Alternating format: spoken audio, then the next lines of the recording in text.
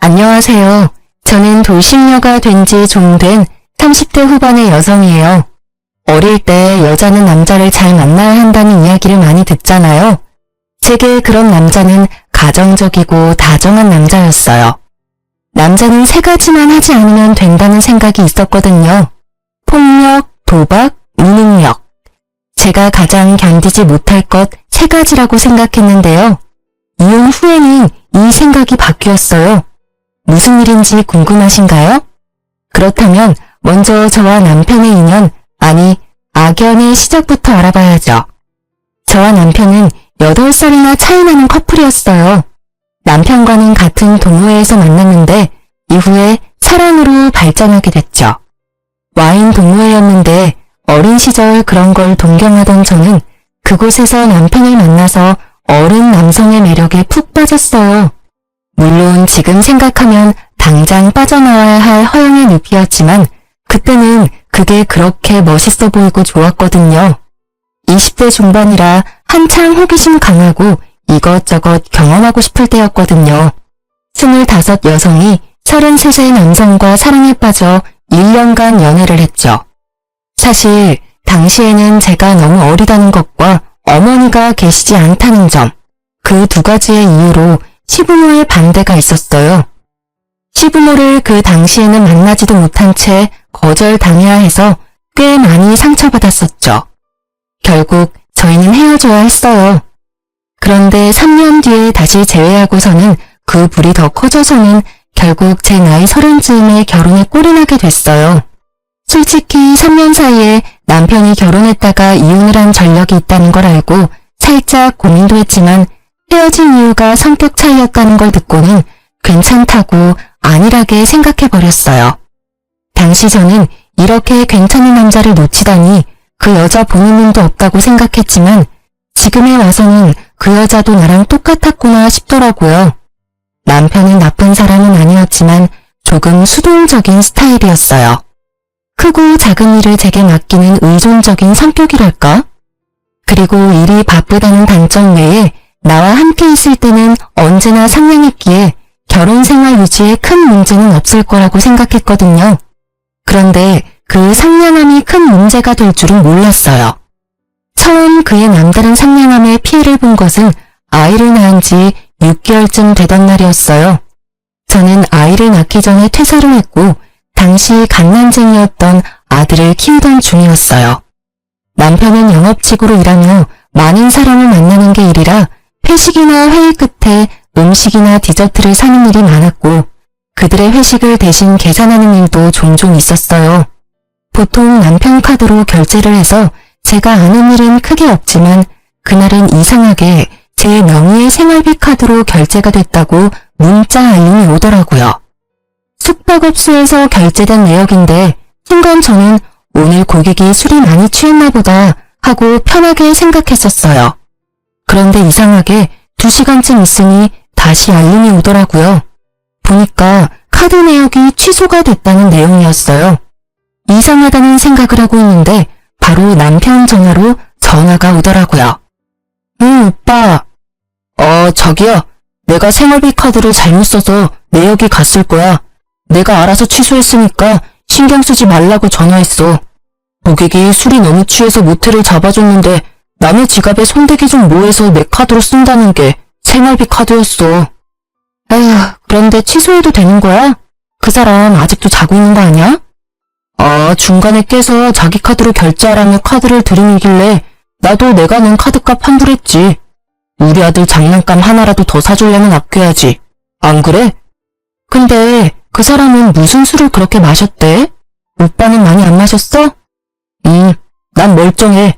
이제 곧 들어갈 거니까 좀만 기다려. 그렇게 평소와 다름없는 대화였지만 저는 이상하게도 찝찝한 기분을 지울 수가 없었어요. 보통 때의 남편이라면 영업에 쓰는 돈은 아깝지 않다고 말했을 테니까요. 제가 항상 그런 돈은 안 쓰면 안 되냐고 물어보면 그걸 해줌으로써 일을 따낼 수 있으면 더 큰 이익이라고 하곤 했죠. 게다가 수상한 정황은 그것만이 아니었어요. 취소를 굳이 2시간 뒤에나 한 이유는 뭘까? 고주망태가 됐다며 모텔에 실려간 사람과 2시간 동안 뭘 했을까? 그리고 집에 와서 해도 될 이야기를 굳이 취소 직후에 바로 전화를 했을까? 오만 가지 생각으로 가득 찬 머리가 계속 경고를 보내고 있었어요. 게다가 마지막에 그 멀쩡한 말. 항상 고객과 술을 마시면 어느 정도 취해서 들어오는데 그날은 고객이 고주망태가 됐는데도 정작 본인은 취한 기운이 전혀 없었어요. 아니겠지 하는 생각에도 점점 외도가 의심되어 육아를 하는 도중에도 울컥울컥 물어볼까 하는 생각이 들었어요. 그렇지만 의심뿐이고 증거가 있는 게 아니니 아무 말도 못하고 있었죠. 그러다가 며칠 뒤 남편이 스마트워치를 놔두고 간 일이 있었어요. 항상 차고 가는데 그날은 애가 가지고 놀다가 어디에 놔둔지 못 찾는 바람에 그냥 일하러 간 거였거든요. 아침 청소하다가 그걸 찾았는데 계속 눈이 가더라고요. 저는 이렇게 남편을 의심하느니 확인하고 마음 편해지자는 생각으로 워치의 통화 내역을 살폈어요. 통화 내역에는 이름을 저장하지 않은 많은 번호가 찍혀 있었어요. 쭉 훑어보는데 이상하게 한 번호는 통화 내역이 잦더라고요. 하루 거의 5번을 통화를 하는데 아무리 봐도 평범한 횟수가 아니잖아요. 거의 연애 초반이나 있을 법한 통화 횟수인데 더 수상한 건 그만큼 통화를 하는데 이름은 저장되어 있지 않더라고요. 결국 저는 남편에게 물어보기로 했습니다. 오빠, 나랑 이야기 좀 해. 어? 무슨 이야기? 나 씻고 나서 하면 안 될까? 오늘 땀을 너무 많이 흘려서 힘드네. 중요한 이야기야. 당신 혹시 바람 펴? 그게 무슨 말이야? 난 그런 적 없어. 일하기도 바쁜데 무슨 바람이야. 저번 카드 내역이 너무 수상하잖아. 오빠는 그럼 술 취한 고객 옆에서 2시간 동안 뭐 했는데? 게다가 고객이랑 술 마시면 자기도 항상 취하면서 그날은 전혀 취하지도 않았더라? 그걸 이상하게 생각하는 내가 이상한 거야?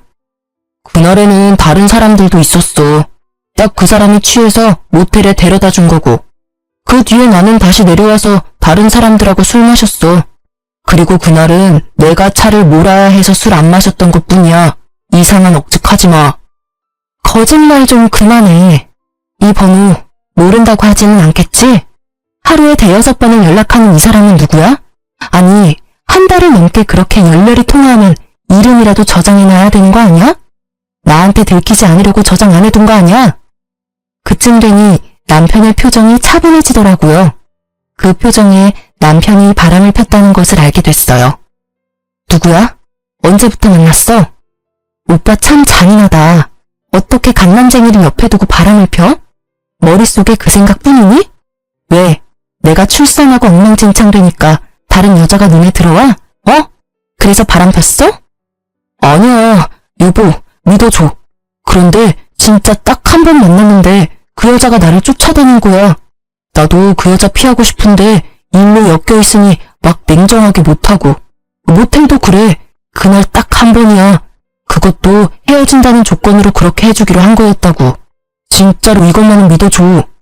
이미 제 신뢰는 깨어졌고 남편이 무슨 말을 해도 믿음이 안 가더라고요. 게다가 상대방이 쫓아다녀서 만나줬다는 건 무슨 망언인지. 싫으면 다른 직원에게 그 여자 처분을 맡기면 될 것을 지도 싫지 않았으니까 연락하고 만났던 거 아니에요. 저는 분한 마음을 삭히지 못했어요. 그리고 다음날 예정되어 있던 시댁과의 식사 자리에 참석을 해서는 시부모에게 남편의 바람 사실을 알렸어요. 물론 곧 후회했지만요. 왜인지 잘 아시죠? 팔은 안으로 굽어요. 그것도 심하게. 어머님, 말씀 들어보세요. 오빠 일한다고 늦게 들어오는 동안 다른 여자 만나고 있었어요. 아직 아들이 6개월밖에 되지 않는데요. 그게 진짜니? 우리 애가 다른 여자 만나고 다니는 걸 네가 직접 봤어? 그런 부적절한 행위를 하는 걸 직접 눈으로 본 거야? 그건 아니지만 모텔 결제 내역도 있고 남편이 직접 제게 실토했어요. 나도 들었다. 딱 한 번이라며? 그것도 앞으로 그러지 않는다는 조건으로 한 번이라는데 넌 그것도 이해를 못 해주니? 지금 뭐가 문제야? 애가 네 옆으로 돌아왔으면 다 되는 일 아니니? 그럼 너는 얘가 바람펴서 이혼이라도 하겠다는 거니? 내가 보기에 너 약간 의부증 있는 것 같아. 무슨 망상으로 내 자식 망치려는 거야? 이 좁은 동네에서 소문이라도 나면 네가 책임질 거야? 의부증이라뇨. 이미 오빠가 다 이야기했다고요. 바람을 핀 건 오빠인데 지금 왜 제가 여기서 혼나고 있는 거죠? 아무리 팔이 안으로 굽는데도 이건 아니죠. 잘못한 일은 잘못했다고 해야 일이 바로 잡히는 게 기본 상식이잖아요. 그러면서 저한테 엄마 없이 자랐다고 무시하셨던 거예요? 어머님 아들을 좀 보세요. 얼마나 곱게 자랐으면 이렇게 작은 아들을 두고 다른 여자랑 바람을 펴요. 시모와 저의 언쟁이 커지자 결국 남편과 시부가 저희를 뜯어 말렸어요. 그러면서 집으로 돌아가는 차 안에서 남편이 제게 말하더라고요. 정말 미안해. 내가 어떻게 하면 당신이 나를 용서해 줄까? 내가 할 수 있는 건 뭐든지 할게. 응? 남편은 용서를 구하고 있었고 저는 이 당시만 해도 이혼을 생각할 만큼 경제적으로 좋은 상황은 아니었어요. 그래서 결국 조건을 걸고 용서를 하기로 했어요. 오빠가 내 요구에 응하면 우리 아들을 봐서라도 한 번은 용서해 줄게. 그래, 그게 뭔데? 내가 다 할게. 일단 그 여자 먼저 정리하고 당분간 폰에 위치 추적 앱 깔아놔. 내가 언제 어디든 오빠 어디서 뭐 하는지 확인할 수 있게. 그리고 앞으로 뭘 하든 평소 루틴과 다르면 실시간으로 연락하고 전화할 때는 영상통화로 해. 알았어. 그렇게 할게. 걱정하지 마. 나 진짜로 이번 한 번뿐이었어. 그러니까 앞으로 그런 실수는 안 할 거야. 언제든 자기 원하면 영상통화해. 영업 중이라도 달려가서 받을 테니까. 너무도 흔쾌히 받아들이는 남편의 모습이 영 찝찝했지만 그 뒤로 제가 한 말을 철저히 지키는 남편을 보며 정말로 그것뿐이었나 하는 생각이 들었어요. 물론 그건 저의 착각이었지만요. 남편은 외도가 들킨 다음부터 저에게 더 잘해주기 시작했어요. 제가 냉정하게 대할수록 더 살갑게 대하더라고요. 저의 앙금도 살짝 가라앉기 시작했을 때쯤에는 깜짝 선물도 해줬어요. 자기야, 잠깐 눈 좀 감아봐. 갑자기 눈은 왜? 아니, 진짜 감아봐. 어서. 눈을 감은 내 손을 끌어당긴 남편이 제 손 위에 무언가 얹어줬어요. 눈을 뜨니 작은 상자가 있더라고요. 이게 뭐야? 짜잔! 예쁘지? 이거 엄청 비싼 다이아 반지야. 자기 고생시키는데 미안한 마음이 들어서 이번 특별 보너스랑 적금 조금 합쳐서 샀어. 남편은 그렇게 말하며 제 손가락에 반지를 끼워주더라고요. 그 반짝거리는 영롱거림이 어찌나 아름답던지 제 눈을 멀게 만들 뻔했어요. 너무 예쁘다. 비싸지는 않았어? 뭐 1,000만 원쯤 되긴 했는데. 자, 여기 보증서. 잘 넣어둬. 저는 남편의 모습에 이제 진짜로 남편이 반성을 하고 있다고 받아들였어요. 왜 외도를 들키면 적반하장으로 나오는 사람이 많은데 남편은 제게 더 잘해주고 있었으니까요. 그래서 마음의 경계를 살짝 허물었어요. 그런데 그런 저의 레이더에 걸리는 게 하나 생겼어요. 다이아 반지 선물을 해주고 난 뒤 남편은 유독 폰게임을 많이 했어요. 처음에는 조금씩 하는 듯 하더니 어느 날은 보니 하루 종일 그걸 켜놓고 하고 있더라고요. 업무 스트레스가 심해서 게임을 하는 건가 하고 생각하고 있었는데 이상하게 어딜 가든 그 게임 앱을 틀어놓고 점점 저와의 대화도 무성의하게 답변하더라고요. 그게 눈에 보이기 시작하니까 저도 이상한 생각이 들었어요. 그치만 이상한 게 왜 이상한지도 모르겠고 그냥 살짝 기분만 상해 있었죠. 그렇게 눈치만 보던 중 남편이 잠깐 쓰레기를 버리러 나갔는데 그날따라 양이 너무 많아서 폰을 놔두고 갔거든요. 수상한 행동이 게임이랑 관련이 있을 것 같아서 게임을 켰는데 그냥 폰게임이더라고요. 그런데 왼쪽 채팅이라고 적힌 창에 빨간 점이 떠 있더라고요. 이상해서 터치했더니 귓속말이라는 항목이 있었어요. 그리고 그 안에 들어갔더니 세상에 누군가와 대화한 내용이 빼곡이 들어가 있는데 그 내용이 충격적이었죠. 지금도 잊지 못할 내용들이에요. 머릿속에서 지우고 싶은데도 계속 생각나는 그 문장들. 자기야, 보고 싶어. 나도 만나고 싶어. 오늘도 정말 좋았어. 그래? 그럼 내일 또 볼까? 항상 보던 거기 어때? 근데 옆에 남편이랑 애 자는데 자기 생각이 계속 나. 나 자기한테 푹 빠진 것 같아. 오늘 선물도 너무 고마웠고 사랑해. 나는 언제나 자기뿐이야. 등등등 기도 안 차더라고요. 상간녀도 남편과 애가 있는 유부녀더군요. 이러니 아무리 폰을 확인해도 알 수 없었고 이러니 폰을 놔두고 살 수 없었던 거죠. 열받은 저는 그 채팅 내역을 모두 사진으로 찍어놓고 아무 일 없다는 듯 남편을 맞이했어요. 속으로는 외도의 증거를 무조건 모아야 나와 내 아이가 편해진다는 생각뿐이었으니까요. 지금 당장 더러운 기분이라도 내 미래를 생각하면 지금보다 좀 더 좋은 타이밍이 있을 거라고 생각했거든요. 그렇지만 그럴수록 제 속만 골마가더라고요. 결국 갈 곳을 잃은 제 분노는 집안일을 하면서 쿵쾅거리며 신경질적인 몸짓으로 나타났죠. 그러다가 반지를 낀 손이 문 모서리에 부딪혀서 다이아 반지의 링과 다이아를 연결하는 받침 부분이 깨졌더라고요. 남편이 미워도 1000만원짜리 다이아 반지는 미울 수 없죠. 선물 받을 때 같이 받았던 보증서를 들고 주얼리 샵을 찾아갔어요.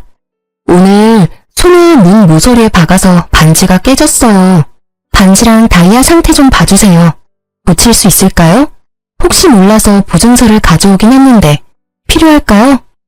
네, 고객님. 제가 확인 먼저 해보겠습니다. 그런데 그걸 확인하는 직원 표정이 이상하더라고요. 그러고는 계속 봤던 곳을 또 보고 또 보고 이상하다는 생각을 하고 있을 때 직원이 무척 조심스러운 표정으로 제게 다가와 반지를 주더라고요. 저기 고객님, 죄송한데 이 반지의 다이아몬드가 보증서의 다이아몬드와는 다른 것 같습니다. 혹시 반지를 잘못 가져오신 건 아니실까요? 네? 그게 무슨 말이에요? 다이아몬드가 보증서와 다를 수 있나요? 이건 보증서가 아니라 다이아몬드 감정서입니다. 제가 말씀드리기가 조금 조심스러운데 이 반지는 엄밀히 말하면 다이아몬드가 아니에요. 감정서를 보면 거의 1000만원대의 다이아몬드인데 지금 이 반지의 보석은 다이아몬드가 아니에요. 시그니티 스톤이라고 지르콘이야 큐빅인 것 같아요. 순간 제 머리는 텅 비었어요. 1000만원짜리 반지가 몇십만원도 안 되는 가짜로 변하는 걸 눈앞에서 목격했더니 정말 놀랍더라고요. 혹시 이 보증서, 아니 감정서는 진짜일까요?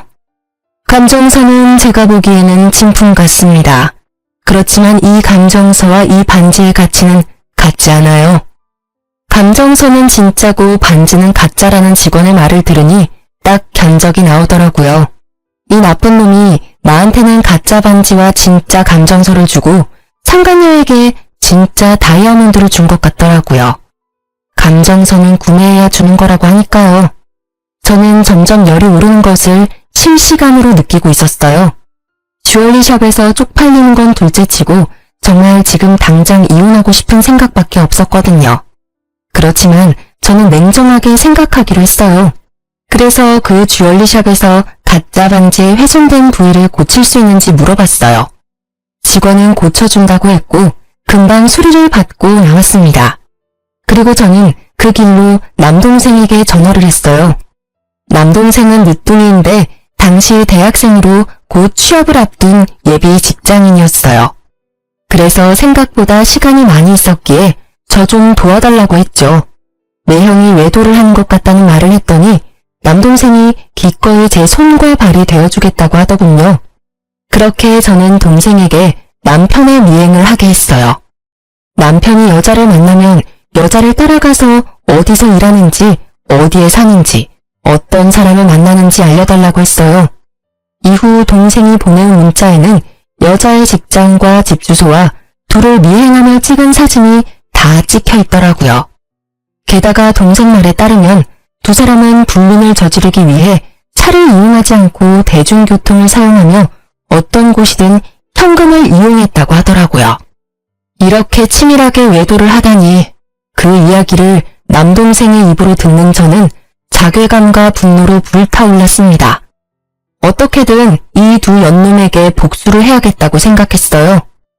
그리고 며칠 뒤 친정아버지가 연락이 오셨더라고요. 예, 차가 너무 오래돼서 이제는 못 쓰겠구나. 차를 사야 하는데 지금 당장 쓸 수 있는 현금이 얼마 없는데 네가 좀 빌려주련? 아빠 적금 끝나면 이자 쳐서 돌려줄게. 아버지가 제게 도움을 청하시더라고요. 저는 아버지의 전화에 아주 좋은 생각이 떠올랐어요. 그날 저녁 그 여자와 만나고 돌아온 남편에게 저는 한치의 의심도 없는 표정으로 남편을 향해 물었어요. 오빠, 아빠 차가 오래돼서 고장나서 이제는 아예 작동이 안 된다고 하네? 내가 아빠 고생한 의미로 차 살 때 돈을 좀 보태주고 싶은데 내가 지금 돈 버는 것도 아니고 좀 그렇잖아. 그래서 그러는데 오빠가 준 다이아 반지 팔아서 돈 마련해도 돼? 제 말에 남편의 얼굴이 순식간에 흑빛으로 변하더라고요. 그 표정을 진짜 박제하고 싶을 만큼 웃겼습니다. 가짜 반지를 줬다는 그 명확한 증거가 얼굴에 드러났거든요. 내가 이게 가짜라는 걸 모르고 팔러 간다면 다 알게 될 거라고 생각했는지 초조하게 생각하더니 이내 말하더라고요. 자기야, 그 반지는 내가 자기한테 준 선물이잖아. 쉽게 팔려고 하지 말고 잠깐 있어봐. 어차피 장인어른 차도 바꿨어야 했고 나도 사위된 입장에 도움을 드리는 게 맞는 것 같으니까 내가 돈 마련해서 줄게. 그럴래? 그럼 좋지. 그렇잖아도 내일 주얼리 샵이나 갈까 했거든. 그동안 정이 많이 들었는데 그래도 돈 없을 때는 폐물을 파는 게 돈이 되니까. 모르는 소리야. 금은 돈이 좀 되는데 다이아몬드는 살 때보다 팔 때 가치가 많이 떨어지거든. 그러니까 팔 생각하지 말고 잘 가지고 있어. 내 사랑과 신뢰의 증거니까. 그렇게 말하는 그놈의 입을 확 꼬매고 싶을 만큼 충동적인 분노가 올라왔지만 꾹 참았어요. 이 가짜 반지로 1,000만 원을 벌었으니까요. 저는 남편에게 싱긋 웃어주고 그 다음날 남편이 보내온 1,000만 원을 아버지 통장으로 냉큼 보내버렸어요. 친정아버지는 큰돈에 깜짝 놀랐고 저는 일단 쓸 만큼 쓰시고 나머지는 넣어두라고 했죠. 이왕이면 다 써도 된다고 했어요. 이 나쁜 놈은 나랑 결혼하고 장인어른한테 신경 쓴 적이 단 한 번도 없으니까요. 아버지에게 주는 위자료라고 생각하는 게 맞겠죠. 그리고 저는 이 가짜 반지의 마지막 사용처를 이미 결정해둔 상태였어요. 이치 오빠, 다음 주 토요일에 사촌 언니가 결혼한대. 내가 애 본다고 못 가겠다고 했는데 꼭 오라고 하더라고. 근데 지방이라서 1박으로 다녀와야 하는데 갔다 와도 될까? 오빠는 힘들 테니까 집에서 쉬고 나도 오랜만에 친정 식구들하고 여행 가는 기분으로 다녀오게. 애기랑 같이 가서 애기 자랑도 하고 이왕 간 김에 오빠가 준 다이아 반지도 자랑하고 오게. 물론 사촌 언니의 결혼은 거짓말이었어요. 그렇지만 남편은 보기 좋게 걸려들더라고요. 그래, 갔다 와. 당신도 바람 좀 쐬야지. 아들은 나랑 있으면 더 올 것 같고 아직은 엄마 품이 더 좋은 것 같으니까 같이 갔다 와. 대신 그 다음날에는 내가 육아 전담할 테니까. 그럼 괜찮겠지? 그놈은 웃으며 제게 그렇게 말했습니다. 그 시커먼 속을 제가 모를 줄 알았나 봐요. 눈에 띄게 즐거워하는 눈빛을 보니 이번에도 제가 없는 틈에 상간녀와 만날 것 같더라고요. 그 모습을 보며 저는 속으로 비웃었지만 겉으로는 환하게 웃으며 말했어요. 응, 고마워. 사실 그날 오는 사촌 언니가 주얼리 디자인을 하는 언니거든. 그 언니한테 이렇게 예쁜 다이아 보기만 했지 선물 받은 적은 없지? 하고 자랑할 거야. 언니가 완전 부러워하겠지? 일부러 그렇게 말했어요. 이거 가짜라는 거 이제 곧 밝혀진다는 걸 알려줬죠. 남편의 얼굴이 다시 똥 마려운 개처럼 초조해 보이더라고요. 제 알 바 아니지만 이쯤 되면 이 똥 마려운 개가 뭔가 조치를 취하려고 할 거라 예상했어요. 자기야, 근데 가만히 생각해보니까 당신 몸도 아직 힘들고 이번 결혼식은 가지 않는 게 좋을 것 같아. 그냥 집에서 쉬지 않을래 같이? 안 돼, 이번에는 꼭 가야 해. 그 언니는 나랑 자매처럼 컸어. 게다가 엄마랑도 오랜 시간을 같이 보내서 나한테는 각별한 사람이라고. 이번에는 무슨 일이 있어도 갈 거야. 강경한 제 태도에 남편은 알겠다고 말은 했지만 그날부터 생각이 많아진 것 같았어요. 그리고 이틀 뒤 갑자기 저한테 반지 링 부분에 흠집이 생겼다며 자기가 깨끗하게 수리해서 오겠다고 하며 가지고 가더라고요. 가져갔다는 건 다시 돌려준다는 이야기고 다시 돌려줄 때는 가짜가 아닌 진짜가 되어 있겠죠. 전문가가 보면 대번에 알아챌 테니까요. 제가 다이아를 감정받을까봐 상간녀에게 준 진품과 제 가짜 반지를 바꿔치기 하려는 것 같더라고요. 제가 생각한 그대로 행동하는 남편을 보며 저는 오밀불만 기다렸어요. 진짜 다이아몬드 반지를 말이죠. 그리고 가짜가 아닌 진짜를 가져온 날.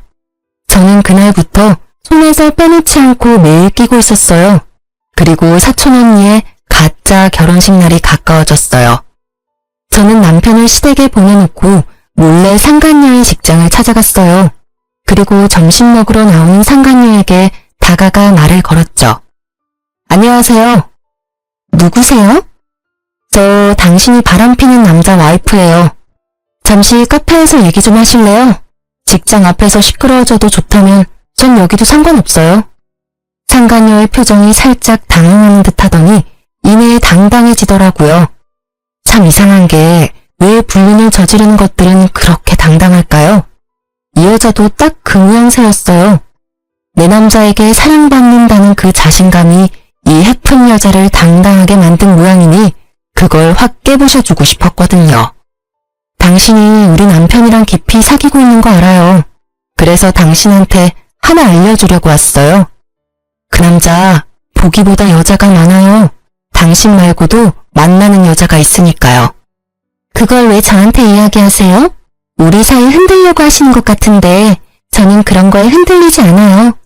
그 사람은 서로 이혼하고 결혼하자고 했거든요. 그 말에 거짓이 없다고 생각해요.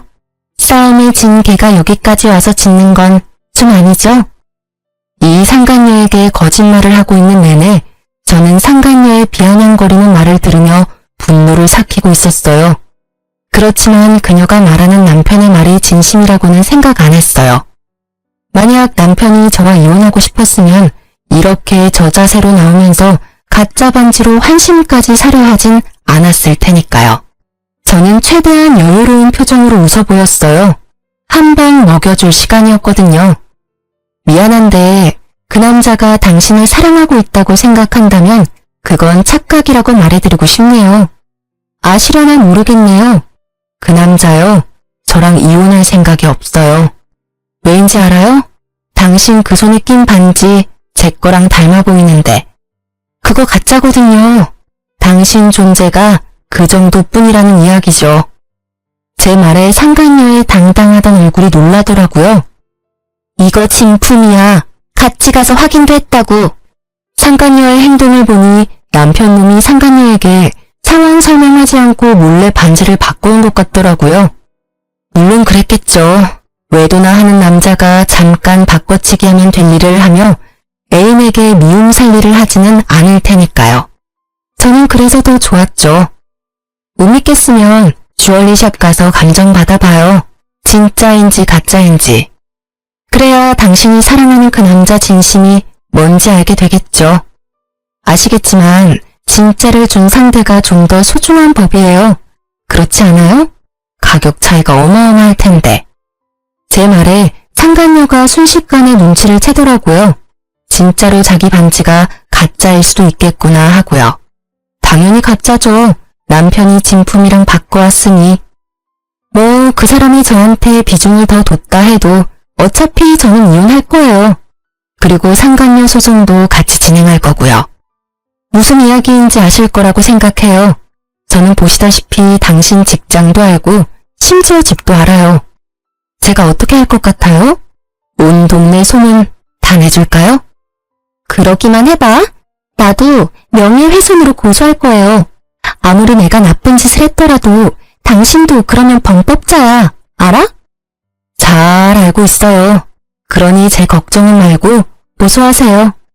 저는요, 명예훼손으로 고소당해봐야 별 타격 없어요. 벌금? 위자료로 물면 되겠죠.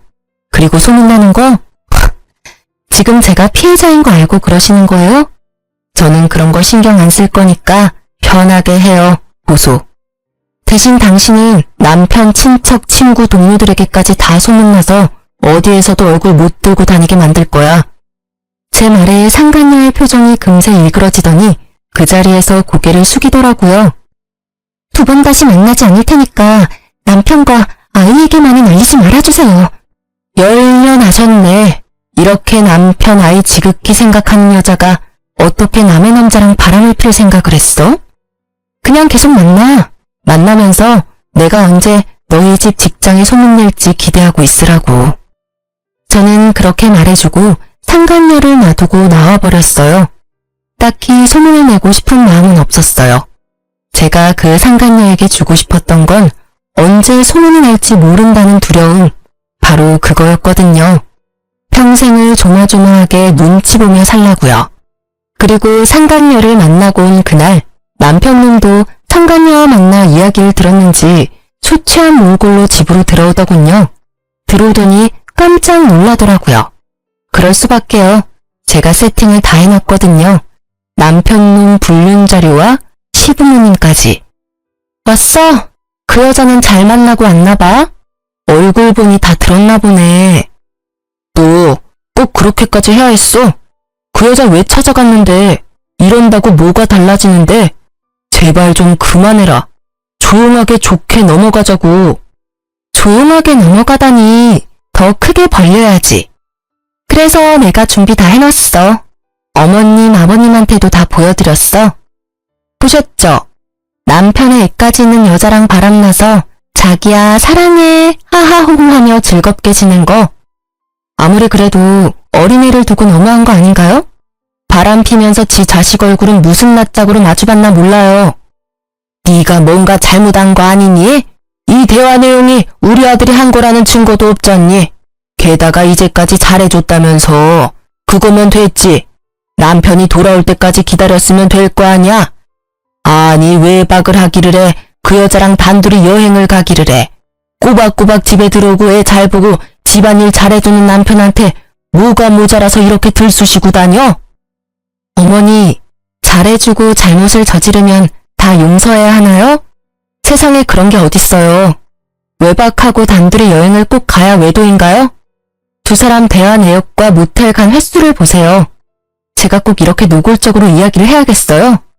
아, 혹시 첫 번째 부인도 이렇게 이혼했나 보죠? 제 버릇 남 못 준다고 그때도 똑같이 그랬나 봐요. 그래, 그때는 내가 상간녀가 될 뻔했지.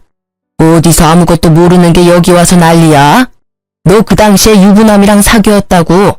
너도 그 상간녀랑 다른 게 뭐야? 어? 어디서 이게 잘난 척 어른들한테 따지고 들어?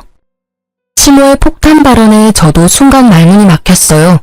분명히 제게 이혼했다고 이야기했었는데 그게 아니었더라고요. 이 나쁜 놈은 이혼 직전 별거 기간 중에 저를 만난 거였어요. 그 사실까지 알게 되니 더 이혼해야겠다는 생각이 들더라고요. 그때 분명 돌싱이라고 했어요. 이혼했다고 했으니까 만났지. 와이프 있었다는 걸 알았다면 절대 만나지 않았을 거라고요. 그때부터 나를 속였어. 나까지 망치려고. 나를 상간녀로 만들 뻔했다고. 야, 이 나쁜 놈아. 제가 받은 충격은 상상 이상이었어요. 나를 상간녀로 만들 뻔했던 남편놈의 대담한 행각에 그저 말문이 막힐 뿐이었어요. 그런 내게 아직 할 말이 남았는지 남편은 여전히 구구절절 내게 핑계 겸 탓을 하더라고요. 그래, 내가 총각 행세는 했지만 그때는 이혼 전 별거 중이었어. 그만큼 내가 너를 좋아했다고. 내가 바람은 피웠지만 언제나 너한테 돌아왔잖아. 이번에도 기다려줬으면 네 옆으로 돌아왔을 거라고. 그리고 내가 바람 핀 게 그렇게 충격적이야? 아니, 내가 바람을 안 피는 게 이상한 일 아니야? 네 그 모습을 보면 어떤 남자가 당신한테 매력을 느낄 수 있어. 내가 잘못하긴 했지만 당신도 너무 편하게 있었던 거 아니야? 좀 꾸미고 예쁘게 있을 수도 있잖아. 바람을 필 원인을 당신이 제공한 거나 다름없다고. 나를 좋아했다는 사람이 이런 짓을 해? 그래놓고 내가 원인을 제공을 했다고? 내가 잘못한 게 있다면 네 새끼 아들 낳아서 키우느라 꾸미지도 못하고 몸매 망가진 거 하나야. 내가 원해서 망가졌어? 그럼 나 혼자 원해서 애 낳았니? 어디서 그딴 식으로 말할 수가 있어? 지금 벌어진 일들 중에 어느 것 하나 내가 원인이 된 일은 없어. 전부 네 잘못이지. 의지박약에 여자라면 환장하는 나쁜 놈. 그래, 결혼하고 애 낳고도 예쁘게 차려입고 몸매 관리하는 여자가 그렇게 좋았어? 그럼 뭐해? 그 여자도 불륜이나 저지르는 상간녀인데. 물론 네가 원한 건 하나도 없겠지. 그렇지만 매일 그 얼굴 보고 살아야 하는 내 생각도 좀 해줘야지. 게다가 내가 이만큼 숙여줬으면 너도 좀 양보해줘야 하는 거 아니야? 뭘 모르고 있나 본데 어찌됐건 나는 피해자고 그쪽은 가해자야. 유책 배우자. 그 말 뜻이 뭔지는 알지? 바람은 빼박이라고. 자, 결정해. 합의 이혼할 건지 소송으로 갈 건지. 합의하면 5천만 원에 반지, 아기 친권, 양육권 내가 가져갈 거야. 근데 소송으로 간다고 하면 나는 절대 이길 자신 있어. 그리고 이야기하는데 그 여자한테 상간녀 소송도 할 거야. 네가 뭔데 다 가져가. 소송해. 난 한 푼도 못 줘. 분명히 이야기했다. 이 이혼에는 네가 더 큰 잘못이 있어. 혼인 생활을 유지하지 못할 결정적인 사유. 나는 바람은 피웠어도 너랑 집에 최선을 다했다고. 남편 놈의 논리는 하나부터 열까지 기발한 것뿐이었어요. 어떤 환경에서 자라면 저런 논리적인 또라이가 될 수 있는 걸까요? 저는 콩숨을 치며 남편의 말에 맞받아치려 입을 열었어요. 그런데 그때 시부가 먼저 호통을 버럭 치시더라고요. 둘 다 그만해라. 내가 너한테 그 돈 줄 테니까 둘이서 그만 싸우고 깔끔하게 헤어져. 여기저기 남들 입방아에 오르내리면 그것만큼 보기 흉한 것도 없어. 아버지, 제가 불쌍하지도 않으세요? 돈도 위자료로 다 뜯기고 애도 뺏기게 생겼다고요. 왜 제가 다 이래야 하는데요? 불쌍하기는 좋아서 바람 펴놓고 이제 와서 피해자인 척이야? 왜? 이번에도 변명해봐. 그 여자가 당신 쫓아다녀서 딱 한 번 자줬다고. 내가 첫 번째 외도 때 그냥 인연 끊었어야 하는데 이제껏 끌고 온 것 자체가 문제였어. 아니, 그게 첫 번째가 맞긴 했어? 내가 모르는 다른 여자가 여기저기 있을지도 모르지. 진짜 징그럽다. 사람들은 알아? 이런 식으로 겉과 속이 다르게 사는 거. 나한테 잘해주면서 그딴 식으로 생각했다는 것 자체가 충격이야. 그만하라는데도. 너 앞으로 결혼해 결자도 꺼내지 마라. 여자 만나고 싶으면 결혼하지 말고 미혼 상태로 만나. 괜히 결혼해가지고 이런 분란을 2번이나 만들고. 내가 네 첫 이혼 때도 얼마나 창피했는지 알고나 있어? 네가 나한테 아들 노릇하고 싶다면 적어도 그 정도 책임은 져라. 앞으로 또 이런 구설수 생기면 상속은커녕 내 재산 전부 사회에 기부해버리고 갈 거니까. 시부는 동네에서 작은 음식점을 하시는데 아무래도 동네 사람들 상대로 하시는 장사다 보니 이런 안 좋은 일에 민감하셨거든요. 제가 보니 첫 번째 결혼 때도 이래저래 이야기가 많아서 장사에 악영향이 있었던 것 같더라고요. 그러니 이번에 아들이 2번째 이혼을 했다고 소문이 나면 이래저래 저번보다 더 타격이 클 것 같았는지 돈으로 조용히 무마하고 싶어하는 눈치였어요. 저야 그 편이 훨씬 좋았지만요. 사실 이 시댁에 좋은 기억이라고는 하나도 없잖아요. 연애 때도 거부당하고 결혼 때도 겨우 허락받았고 지금은 아예 골칫거리 취급당하고 있으니까요. 결국 시부의 불호령으로 이혼은 합의로 끝내기로 했습니다. 저는 결국 제가 원하던 걸 가져오게 됐어요. 위자료의 친권, 양육권, 그 와중에 진짜 다이아몬드 반지와 아버지 차 살 때 준 돈까지 찰뜰하게 다 챙겼어요. 애 아빠니까 양육비는 꼬박꼬박 보내. 보내지 않으면 오빠 회사에 찾아가서 모두 밝혀버릴 테니까. 영업하니까 평판이 얼마나 중요한지는 잘 알겠지? 나도 한다면 하는 여자인 거 오늘 봐서 알 거 아니야. 그 말을 꺼내는데도 그놈은 아무 대꾸도 없더라고요. 그 이후로 이혼하고 지금껏 제게 찾아오거나 연락을 한 적이 없었어요. 솔직히 저도 받을 거 다 받았으니 이제는 인연을 끊어버리고 싶었어요. 물론 지가 염치라는 게 있으면 연락을 안 하는 게 상식이겠죠. 그 뒤에 지나가는 말로 들었는데 전 남편은 상간녀의 남편에게 상간남 소송을 당했다고 하더라고요. 제가 보낸 상간녀 소송에 관한 걸 상간녀의 남편이 알게 돼서 전 남편에게 소송을 걸었던 모양이에요. 그리고 상간녀는 그 때문인지 전 남편과 헤어졌더라고요. 아무래도 가짜 다이아 반지와 제가 퍼뜨리겠다고 한 소문이 상간녀의 정신을 번쩍 들게 만든 듯 했어요. 전 남편은 저와 헤어지고 그 상간녀와 새 살림을 차릴 생각이었던 것 같은데 결국 계획은 모두 무산됐다고 하고요. 소문으로는 그 상간녀에게 버려졌다고 하더라고요. 얼마나 고소한 소식이었는지 몰라요. 들으면서도 엄청 비웃어줬어요. 고작 이 정도의 깨질 사이면서 모든 걸 걸고 불륜을 저지르다니. 게다가 시부모 또한 아들 자식 바람나서 처자식 버렸다는 소문이 온 동네를 휩쓸어버리는 바람에 동네 장사 접고 다른 곳으로 이사를 갔다고 하더라고요. 그리고 전 남편은 상간녀와 헤어지고 난 뒤에야 직장에 소문이 나는 바람에 회사를 옮겼다고 하더라고요. 나중에 한 사실인데 전 남편이 저와 헤어지지 않으려고 저한테 잘해주려고 했던 이유가 따로 있더라고요. 이미 첫 번째 이혼에서 여자를 너무 좋아해서 바람 때문에 이혼했다는 소문이 직장에 쫙 퍼졌다고 하더라고요. 그런 와중에 두 번째 이혼만은 절대 사수하려고 한 모양이었어요. 어떻게든 정상적인 사람으로 보이고 싶었나 봐요. 결혼을 2번을 했는데 2번 다 외도로 이혼했다고 하면 분명히 그런 사람으로 찍힐 거라고 생각한 것 같더라고요. 그런 소문이 무서우면 그런 행동을 하지 않으면 될 일을. 결국 습관처럼 다른 여자하고 붙어먹다가 이 난리를 만들게 됐으니 자업자득이죠.